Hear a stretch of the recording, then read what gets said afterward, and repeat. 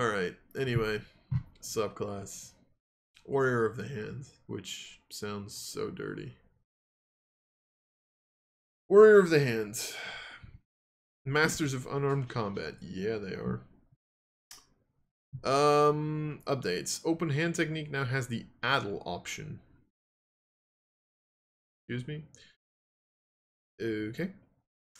Sure. Wholeness of body now allows you to regain hit points without expending this. Or Q.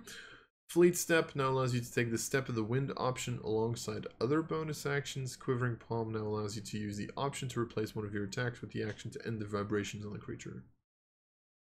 Cost and damage of the feature has been adjusted. Okay. Sure. So, whenever you hit a creature with an attack granted by your flurry of blows, you can impose one of the following effects on that target. Addle, target can't make opportunity attacks until the start of its next turn. What did what did this used to be? Because it feels like they said they changed something. Oh, really? Okay, so it used to be they have to make a con save or they can't take reactions. Now it's they can't make opportunities. Oh, come on. Really? You can't just make this they can't take reactions. Really? Is it like you're already spending a key point? For the love of God. No one's gonna die from that. Push. Target must succeed on a strength save. Be pushed 15 foot away from you. Sure. Topple. Target must succeed on a dex save or be prone. Sure. Whatever.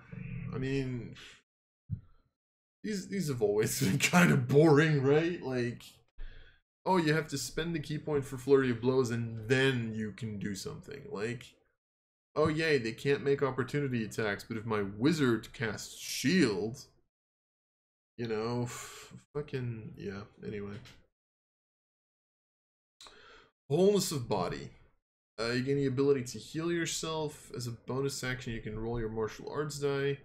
Regain a number of hit points equal to your number roll plus your wisdom modifier. And... okay. Okay, so this used to cost 1 key point.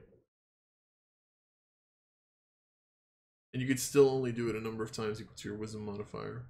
So now it doesn't go out key points, which, I mean, again, like, I will say this, I also mentioned this in my, again, in my own version of the monk. I still don't get why wholeness of body seems to be an open hand technique. This feels more like sort of like a mercy monk or whatever, but I guess. Fleet Step, you can easily stride out of harm's way. When you take a bonus action other than Step of the Wind, you can also use Step of the Wind as part of that bonus action.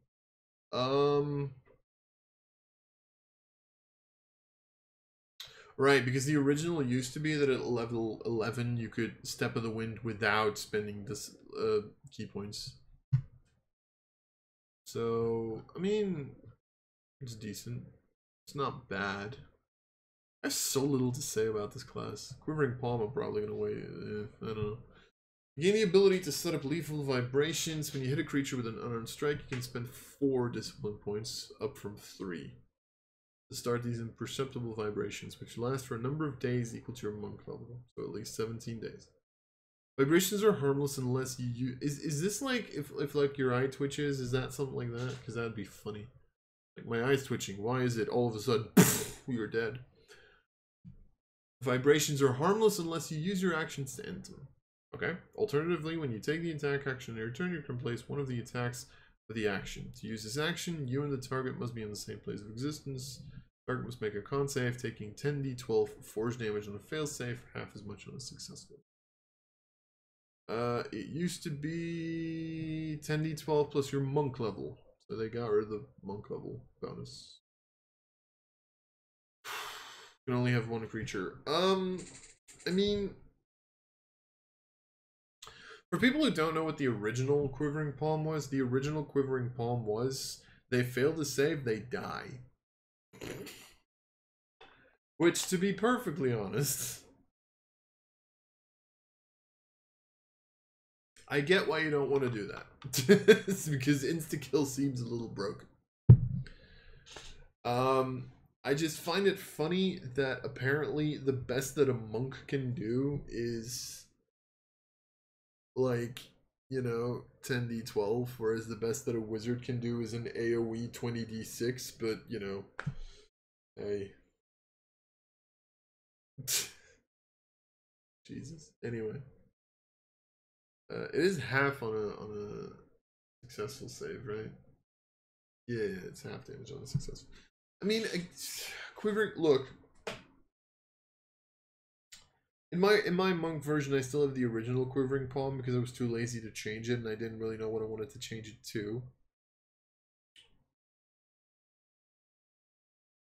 To me, quivering palm feels like it should be more of a. As long as they are under quivering palm, there's this negative effect that affects them. Be it like, you know, like a list of small effects, and you can like move the sort of like the legendary actions from big creatures, like, you know, once at the end of another creature's turn you can like move the vibrations, and it like just moves through their body, and either they get disadvantage on their attacks, their movement speed is dropped by half, their they get disadvantage on their saves if it's in their head, like stuff like. I think quivering palm could be really fun, and then you can still have the effect where you end the vibrations as an action to kind of try to finish them off, so to speak. I don't know, like it feels like they could do more with quivering palm than what they're doing with it right now. Again, honestly, I'm fine with them getting rid of the insta-kill effect, because at that point your combats just turn, like, it pretty much, it's the same thing as why Stunning a Strike should go, right? Stunning Strike needs to go because a Stunning Strike needs to go because it can make some of these encounters extremely tedious if the player just, if the DM just makes their one save, then the player's not happy. If the DM misses their save, the creature is out for an entire round, and then the creature doesn't get their next turn, which means the players have 2 turns to start wailing on this creature, and one of those two rounds they actually get advantage on their attacks, and the target can't make dexterity saving throws. You know, there's not much you can do at that point. It's one of the reasons why stuff like legendary resistances is in the game. Quivering has a very similar thing, only it's a lot worse. And sure, you can make the argument, oh, but it's only 3 key points, or you have to pay 3 key points. Sure, but it's still a big effect. And okay, you can make the argument, oh, but it's a level 17 feature. It should be capstone ability. Yes, it should be a capstone ability. It should be a very powerful feature. It should not turn the fight into a coin flip. And I think that's the issue with quivering. So honestly, I'm not fine with this change. I think they should do more with this, but I understand it.